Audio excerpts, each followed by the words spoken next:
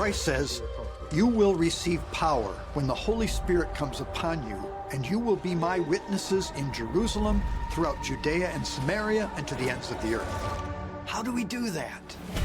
It requires 4 things: prayer, learning, belonging, mission. The result? We'll each be better equipped to bring the love of Jesus Christ and His holy church to a contemporary society in desperate need of His divine healing, teaching, and peace. I'm Bishop Earl Boyea of Lansing.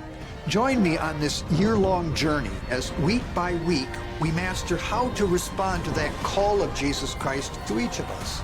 This is Be My Witnesses.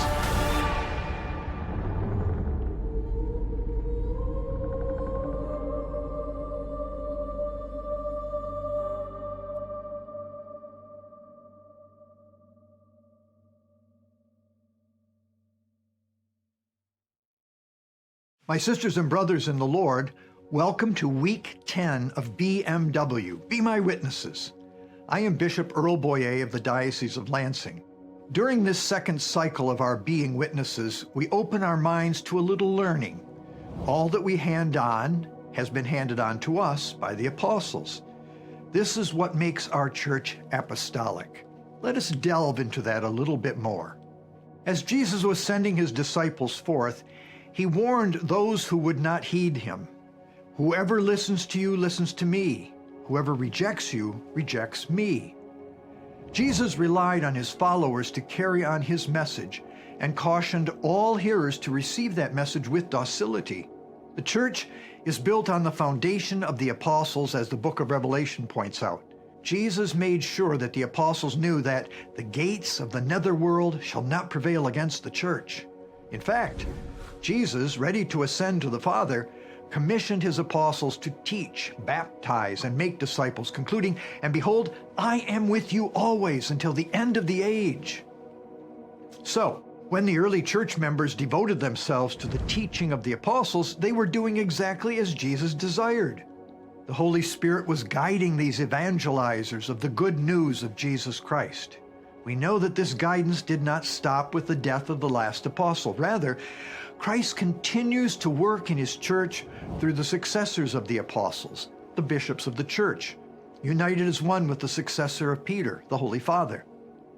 The term apostle means sent.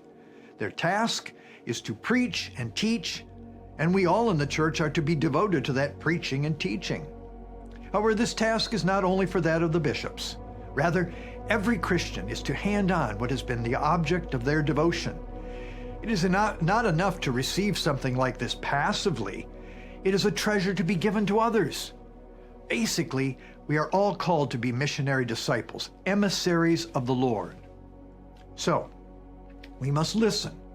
Listen to the scriptures. Listen to the preaching. Listen to the teaching. Then we must seek to understand what we have heard. We always have questions. That's a good thing. We should not dismiss what we hear, but if there is some difficulty, then we should ask a question. Our desire should be to understand, not to contest or deny. We continue to take it on faith that Jesus is with His church until the end of time. And until that end time, we continue to treasure the teachings of the apostles. So our challenge for this week is to read Articles 857 through 865 in the Catechism on the apostolicity of the Church. Until next week, may God bless you.